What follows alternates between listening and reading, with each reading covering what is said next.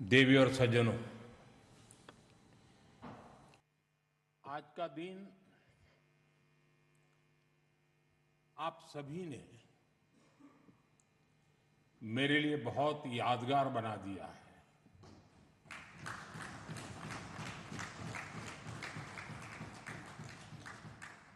मैं अभिभूत हूं, कृतज्ञ हूं। चरैवेति चरैवेति के मंत्र का जाप करते हुए इस राजनीतिक यात्रा में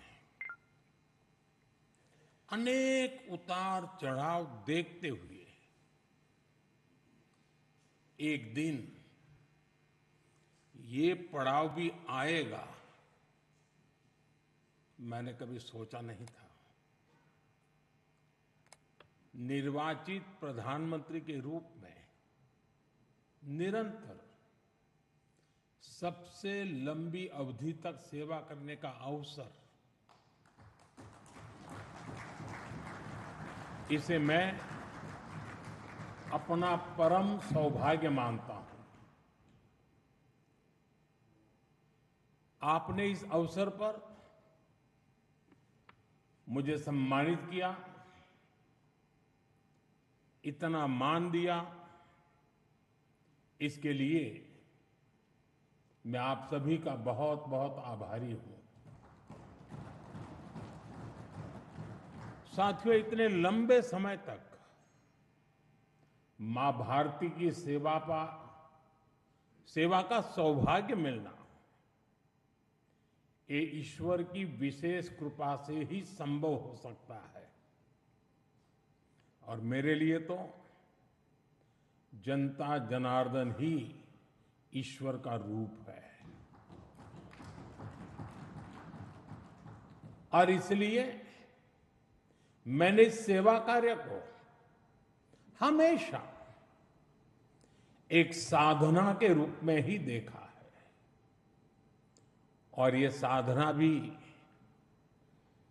एकाकी नहीं रही है, ये एक सामूहिक यज्ञ है जिसमें आप सबने और अनेकों साथियों ने कर्तव्य भाव से अपना योगदान दिया है। मैं आज इस यात्रा के ऐसे सभी साथियों के प्रति भी अपना आभार प्रकट करता हूं। साथियों, इस अवसर पर एनडीए परिवार के सदस्यों ने एक रिजोल्यूशन भी पेश किया है।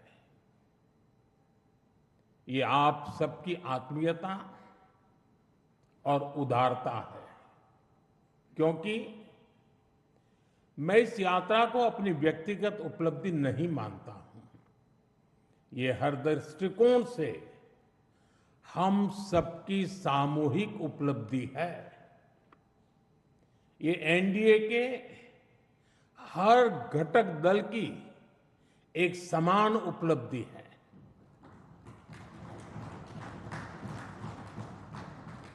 इसलिए मैं इस प्रस्ताव को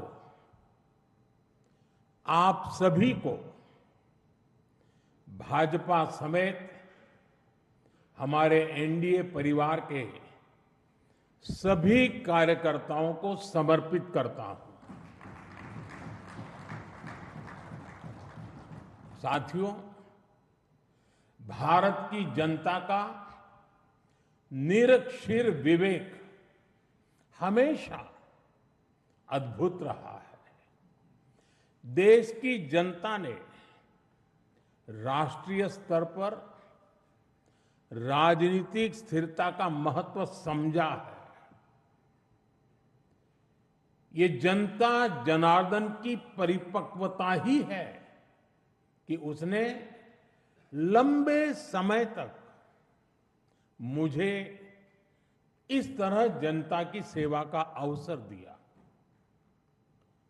2014 के पहले के कई दशक बहुत अस्थिरता और उथल पुथल से भरे हुए थे। इसका देश को बहुत नुकसान भी उठाना पड़ा। लेकिन अब देश की जनता एक स्थिर सरकार का काम भी देख रही है और उसकी निर्णायक क्षमताओं की प्रशंसक भी है।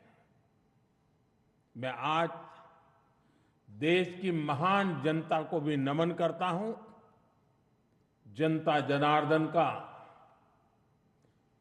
आभार व्यक्त करता हूं।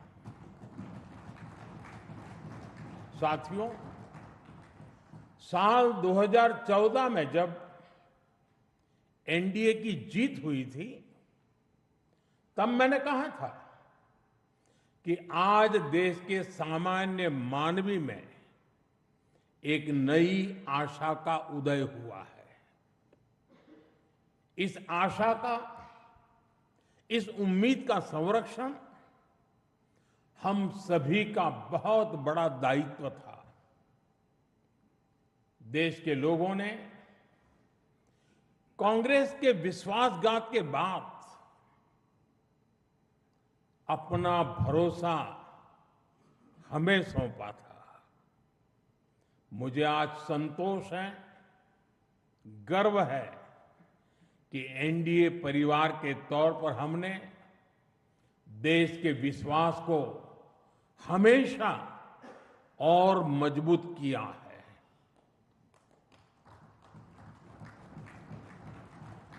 2014 में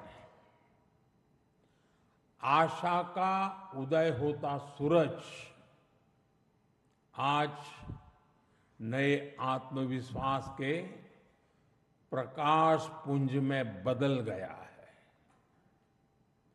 भारत के लोगों ने पहली बार ये देखा है कि जब सही नीयत से सरकार चलती है तो तेज गति से विकास भी होता है। एनडीए सरकार के इन 12 वर्षों में 25 करोड़ से ज्यादा लोगों का गरीबी से बाहर निकलना ये दिखाता है कि हमारी नीतियां सही हैं, हमारी दिशा सही है। ये सफलता आज देश के हर उस व्यक्ति को एक भरोसा देती है कि एक न एक दिन उसका संघर्ष भी खत्म होगा, एक दिन उसके सपने भी पूरे होंगे। और मैं मानता हूं, कल जो गरीब था आज जो न्यू मिडिल क्लास बना है, उसे अब हमें पीछे नहीं होने देना है। इसलिए सरकार के नाते, जनप्रतिनिधि के नाते हमें दिन रात काम करना है, परिश्रम की पराकाष्ठा करनी है। और इस संकल्प के साथ कि 140 करोड़ का ये देश हमसे जो उम्मीदें लगाए बैठा है वो जरूर पूरी हो। भारत का युवा, भारत की नारी शक्ति, भारत का मध्यम वर्ग, भारत के किसान, सबकी आकांक्षाएं, उनकी एस्पिरेशंस हमें पूरी करनी है। आज देश का हर नागरिक विकसित भारत के सपने से भरा हुआ है। विकसित भारत का सपना अब किसी एक व्यक्ति का नहीं रहा, किसी सरकार का नहीं रहा, किसी दल का नहीं रहा। देश के जन जन का सपना बन चुका है, संकल्प बन चुका है। और इस सपने की पूर्ति के लिए हमें अपना हर पल समर्पित करना है। साथियों, एनडीए के 12 वर्षों की एक बड़ी सफलता यह भी है कि देश कांग्रेस के कुचक्र से आजाद हुआ है। कांग्रेस ने देश को लाचारगी, बेचारगी और हीन भावना के गर्त में गिरा दिया था। देश को यही एहसास कराया जाता था कि भारत में विकास धीरे धीरे ही होता है, भारत में तेज विकास संभव ही नहीं है। और बड़ी ही चतुराई से इस धीमी विकास को एक नाम दिया था, हिंदू ग्रोथ रेट। यानी कार्यशैली कांग्रेस की, दायित्व कांग्रेस का, विफलता कांग्रेस की, लेकिन कलंक देश की बड़ी हिंदू आबादी के नाम लगाया गया। जबकि असल में इस कुसंस्कृति का नाम होना चाहिए था कांग्रेस ग्रोथ रेट। इस कांग्रेस ग्रोथ रेट में ना गवर्नेंस थी, ना नीति, ना नियत और ना ही निर्णय। साथियों, आज पहली बार अटल जी के नेतृत्व में एनडीए सरकार आई, तब जाकर हमें एक झलक दिखी कि विकास में गति कैसे आती है। लेकिन दुर्भाग्य से 2004 में देश फिर से अस्थिरता के बवंडर में और कांग्रेस के शिकंजे में फंस गया। विकास तो दूर की बात है, देश को कांग्रेस ने एक के बाद एक हजारों करोड़ रुपए के घोटालों में घसीट दिया। साथियों, देश का भाग्य फिर तब बदला जब 2014 में एनडीए की सरकार बनी।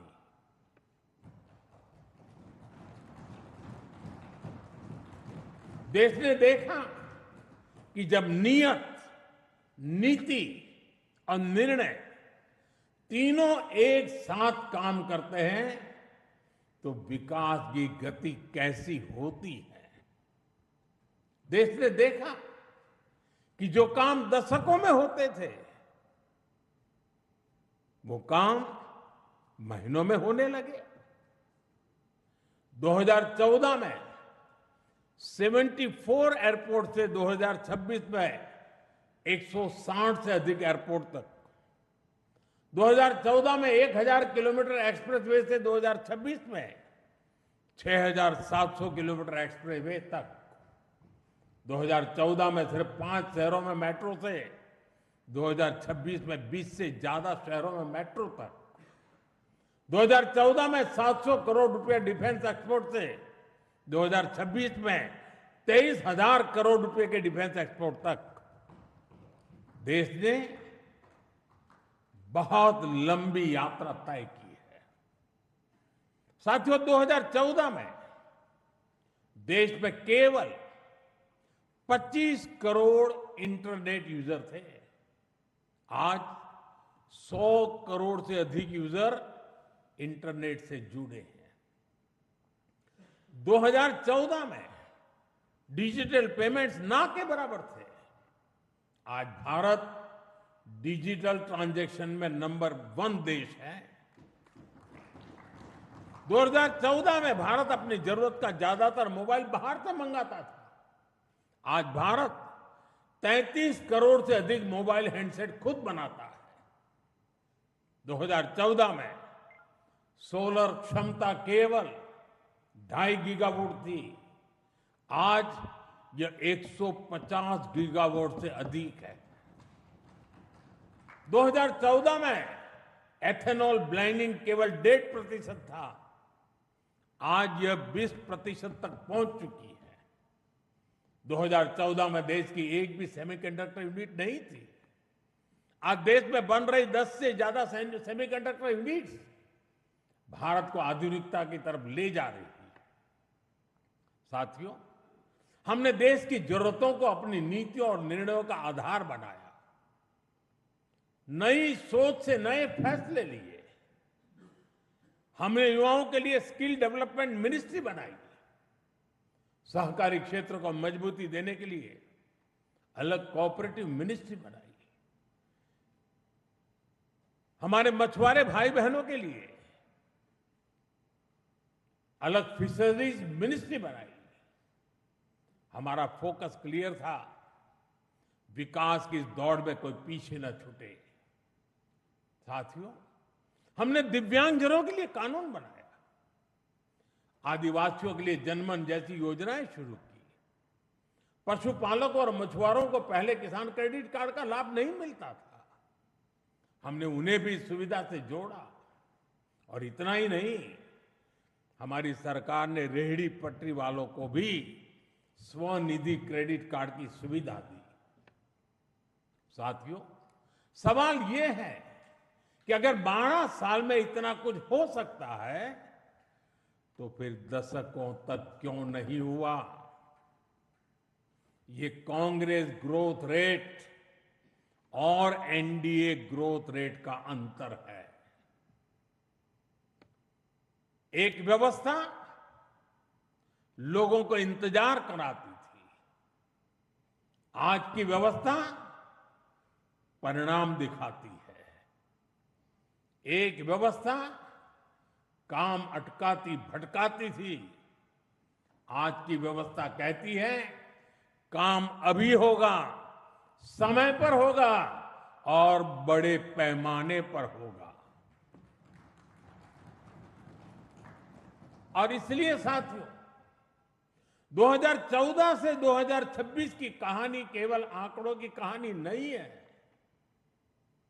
यह उस भारत की कहानी है जिसने पहली बार अपनी पूरी क्षमता के साथ दौड़ना शुरू किया है। वो भारत जो बड़े लक्ष्य तय कर रहा है और इन लक्ष्यों की प्राप्ति के लिए जी तोड़ मेहनत कर रहा है। साथियों, एनडीए के 12 वर्षों की उपलब्धियों की एक और विशेषता है, हमें ये उपलब्धियां वैश्विक अस्थिरता और अशांति के दौर में हासिल हुई है। एक स्थिर सरकार होने का लाभ क्या होता है, ये बार बार इस दौर ने साबित किया है। कोरोना के समय को हम कभी नहीं भूल सकते, जब हर तरफ हाहाकार मचा था, लेकिन भारत उस हालात को मुकाबला करते हुए भी सफलता से आगे बढ़ा। साथियों, दुनिया के बड़े बड़े देशों की अर्थव्यवस्थाएं संघर्ष कर रही है, तब भी 2025-26 में भारत ने 7.7% की ग्रोथ रेट हासिल की है। और पिछला क्वार्टर तो जो 31 मार्च को खत्म हुआ, उसमें भी भारत की ग्रोथ 7.8% रही है। ये सफलता इतनी आसान नहीं है दोस्तों। हम फ्रेजाइल 5 के कटघरे से बाहर निकलकर आज दुनिया की तेज गति से आगे बढ़ने वाली अर्थव्यवस्था बन चुके हैं। साथियों, कल के विकसित भारत की गारंटी है आज का आकांक्षी भारत। आकांक्षी भारत के गर्भ में विकसित भारत पल रहा है। आज के भारत की आकांक्षाएं बड़ी हैं, सपने बड़े हैं, इसलिए उसके संकल्प और लक्ष्य भी उतने ही बड़े हैं। देश की इन आकांक्षाओं का वाहक हमारा मिडिल क्लास है, नियो मिडिल क्लास है। इसलिए हमारी सरकार मध्यम वर्ग के एस्पिरेशंस को पूरा करने में लगी है। मिडिल क्लास की ईज ऑफ लिविंग, उसकी क्वालिटी ऑफ लाइफ, उसके लिए नए अवसर और नई संभावनाएं हमने हर फ्रंट पर काम किया है। साथियों, 2014 से पहले मिडिल क्लास कानून की उलझनों का सबसे बड़ा शिकार हुआ करता था। जटिल टैक्स सिस्टम,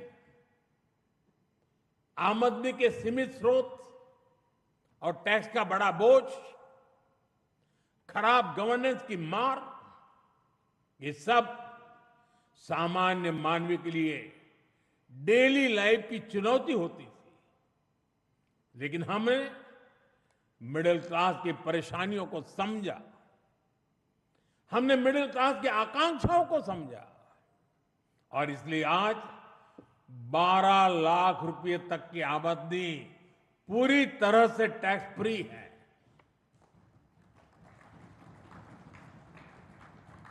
आज देश में सरल और फेसलेस टैक्स सिस्टम है।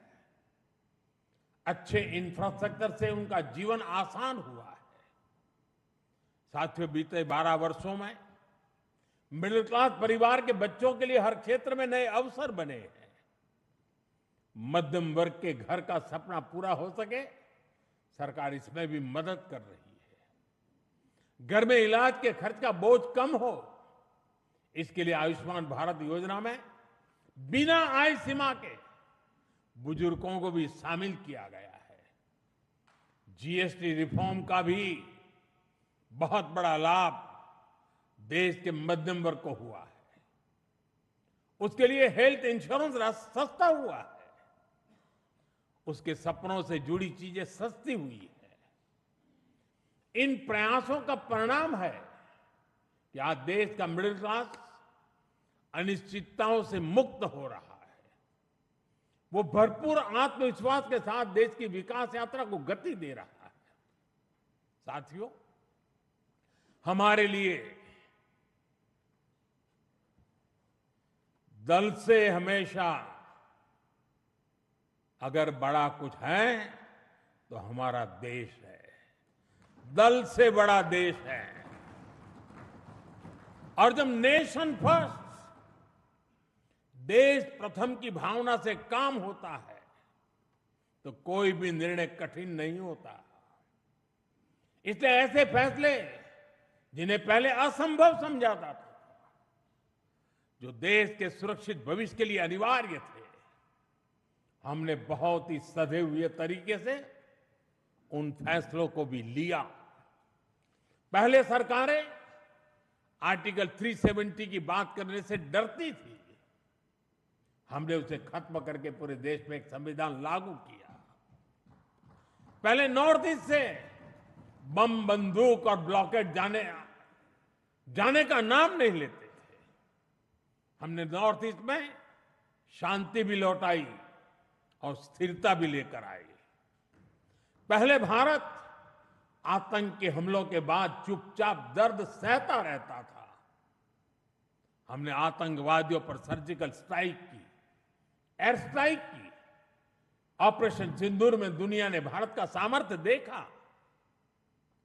साथियों, पहले मान लिया गया था कि नक्सलवाद, माओवाद अब कभी नहीं खत्म होने वाले हैं, कभी खत्म हो ही नहीं सकते। हमने देश को नक्सलवाद, माओवाद के उस जहर से मुक्त करके दिखाया है।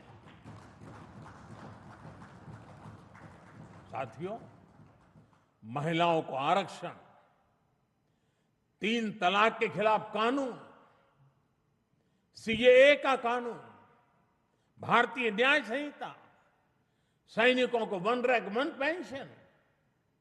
एनडीए सरकार राष्ट्रहित में कोई भी काम करने से पीछे नहीं रही और हम सभी को इस बात पर गर्व है।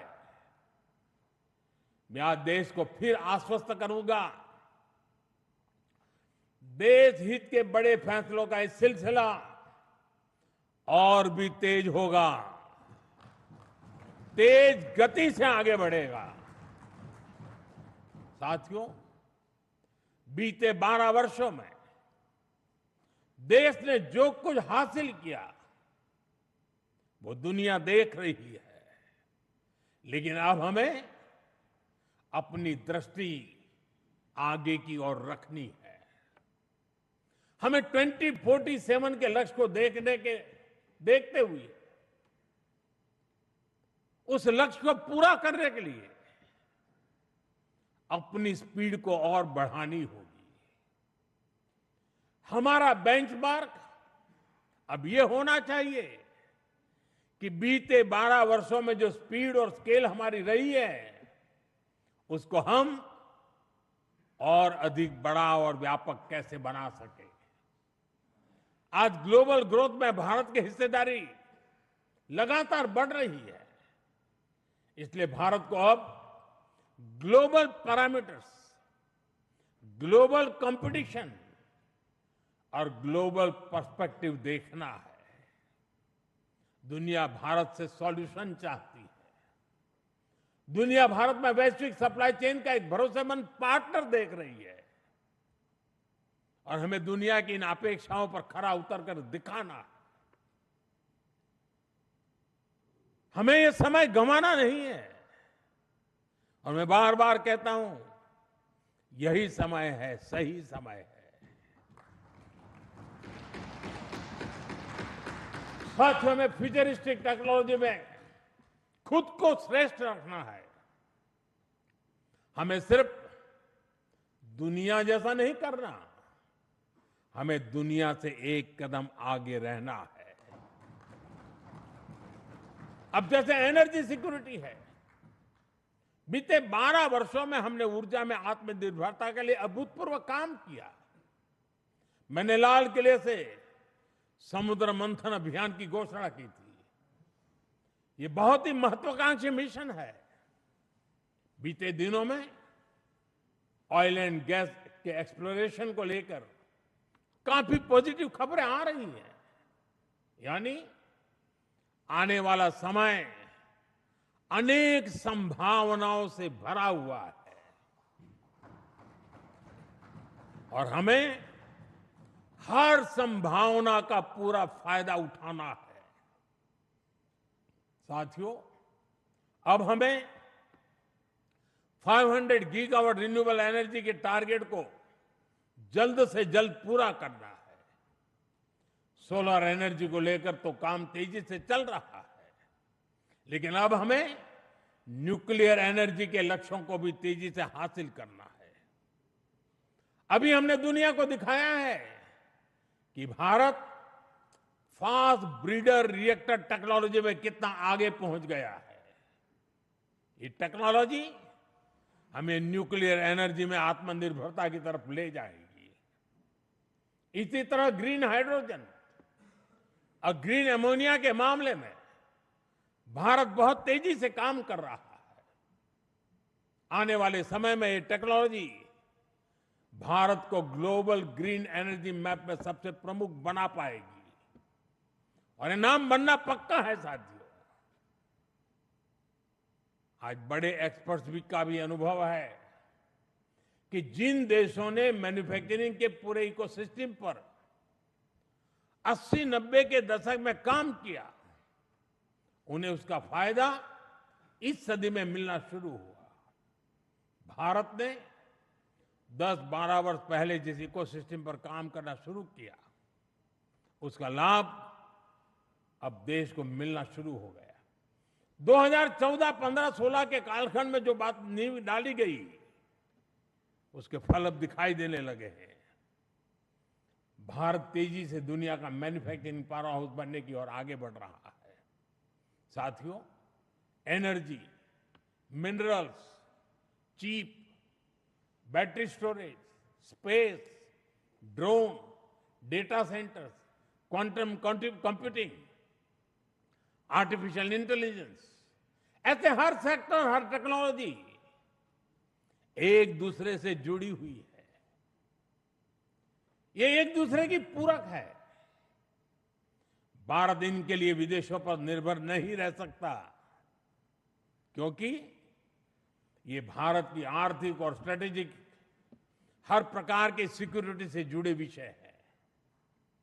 और तभी भारत सेमीकंडक्टर इकोसिस्टम पर इतना फोकस कर रहा है, तभी क्रिटिकल मिनरल्स को लेकर मिशन बोर्ड पर काम चल रहा है। साथियों, शिपिंग सेक्टर में भारत आत्मनिर्भरता के नए लक्ष्यों के साथ आगे बढ़ रहा है। हम एक ऐसे फ्यूचर की तरफ बढ़ रहे हैं जहां हम मेड इन इंडिया शिप पर ट्रेड करेंगे और कंटेनर भी मेड इन इंडिया होंगे। शिप मेंटेनेंस और रिपेयर से लेकर स्क्रैपिंग तक की सर्विसेज भी भारत देगा।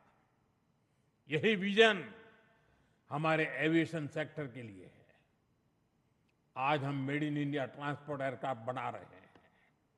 वो दिन दूर नहीं जब Bharat made in India civil aircraft भी बनाएगा।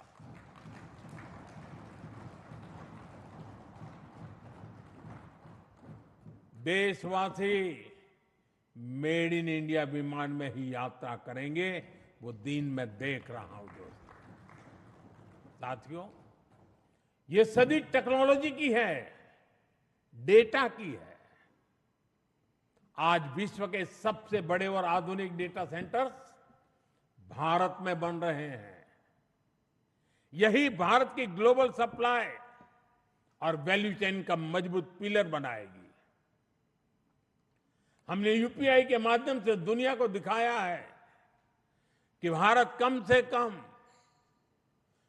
से कम समय में टेक्नोलॉजी का इतना विस्तार कर सकता है। हमने दिखाया है कि हमारे युवाओं का सामर्थ्य क्या है। अब एआई, डीप टेक और एडवांस टेक्नोलॉजी में हमारे युवा नया दमखम दिखाने के इरादे से आगे बढ़ रहे हैं। साथियों, आने वाले समय में 2 और सेक्टर्स में भारत का सामर्थ्य पूरी दुनिया देखेगी। ये सेक्टर है टूरिज्म और स्पोर्ट्स। ये दोनों भारत की इकोनॉमी के मजबूत पिलर बनेंगे। विशेष रूप से कॉन्फ्रेंस, एग्जीबिशन और कॉन्सर्ट के मामले में भारत एक ग्लोबल डेस्टिनेशन बनने के लिए अब पूरी तरह सज रहा है। आधुनिक इंफ्रास्ट्रक्चर से सेक्टर को बहुत पुश मिलेगा और स्पोर्ट्स में तो भारत के युवा कमाल का प्रदर्शन कर रहे हैं और हर दिन उनकी परफॉर्मेंस निखरती जा रही है। भारत दुनिया की बिगेस्ट स्पोर्ट्स लीग की धरती बनता जा रहा है। आने वाले सालों में हमारी ये ख्याति और बुलंद होगी। ओलंपिक्स के लिए हमारी तैयारियां भी भारत की एस्पिरेशन का ही प्रतिबिंब है। हमें छोटा नहीं सोचना है, हमें लक्ष्य ऊंचे रखने हैं और उन्हें प्राप्त करने के लिए पूरी ताकत लगा देनी है। साथियों, आज भारत रिफॉर्म एक्सप्रेस पर सवार होकर तेजी से आगे बढ़ रहा है।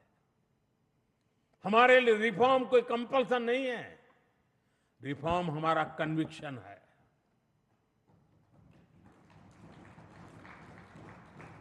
और देश भी निरंतर रिफॉर्म्स को सपोर्ट कर रहा है। साथियों, देशवासियों की सहभागिता की हमारी बहुत बड़ी शक्ति है। ये 12 वर्ष सरकार और समाज की सहभागिता का उत्सव मनाने वाले रहे हैं। बीते 12 वर्षों में मैंने जो भी सहयोग देश से मांगा, देशवासियों ने दिल खोल करके साथ दिया है। मैंने स्वच्छता का आग्रह किया तो पूरा देश निकल पड़ा। मैंने देश से डिजिटल पेमेंट अपनाने के लिए आह्वान किया तो भारत रियल टाइम ट्रांजैक्शन में दुनिया में सबसे आगे निकल गया। मैंने कोरोना महामारी के दौरान एकजुटता का, संयम का आग्रह किया तो देश ने एकजुट होकर उस महामारी का सामना किया। जनता ने कभी हमें निराश नहीं किया। साथियों, आने वाले समय में भी इसी जन विश्वास और जन भागीदारी के साथ हमें आगे बढ़ना है। सबका साथ, सबका विकास, सबका विश्वास और सबका प्रयास, ये हमारा मंत्र रहा है। सबका प्रयास ही विकसित भारत के निर्माण की असली ऊर्जा है। हमें हर राज्य, हर शहर, हर गांव को जोड़ना है। अब समय आ गया है कि राज्यों के बीच नई प्रकार की तंदुरुस्त स्पर्धा, स्वस्थ स्पर्धा हो। स्पर्धा इस बात की हो कि कौन सा राज्य सबसे तेजी से $1 ट्रिलियन इकोनॉमी बनता है। स्पर्धा इस बात की हो कि कौन सा शहर इनोवेशन का सबसे बड़ा केंद्र बनता है। स्पर्धा इस बात की हो कि कौन सा क्षेत्र रोजगार सृजन में सबसे आगे निकलता है। भारत की प्रगति राज्यों की ऐसी प्रगति से ही होने वाली है। आइए अगले दशक को उपलब्धियों के साथ साथ श्रेष्ठता का भी दशक बनाए। आइए राजनीति की स्पर्धा से ऊपर उठकर विकास की स्पर्धा को राष्ट्रीय संस्कार बनाए। 12 वर्षों की यात्रा उपलब्धियों की रही है। आने वाले वर्ष और भी नई सिद्धियों के होंगे, और भी बड़ी सिद्धियों के होंगे। इसी विश्वास के साथ आप सभी का मैं फिर से अंतःकरण पूर्वक आपके साथ सहयोग समर्थन के लिए आभार व्यक्त करता हूं। मैं सर झुका करके देश के कोटि कोटि नागरिकों को नमन करता हूं। उनके आशीर्वाद ने हमें एक ऊर्जा दी है, शक्ति दी है, प्रेरणा दी है, प्रोत्साहन दिया है। ये जनता जनार्दन के चरणों में सर झुका करके प्रणाम करते हुए आइए एक नए विश्वास के साथ हर संकल्प को पूरा करने के सामर्थ्य को जुटाते हुए हम चल पड़े। देशवासियों के सपनों को हमारे संकल्प बनाए। हमारा पल पल देशवासियों के संकल्पों की साकार करने की यात्रा का अहम पड़ाव बनता चले। इसी भावना के साथ देशवासियों के ऊपर पूरा भरोसा करते हुए आओ निकल पड़े। बहुत बहुत धन्यवाद।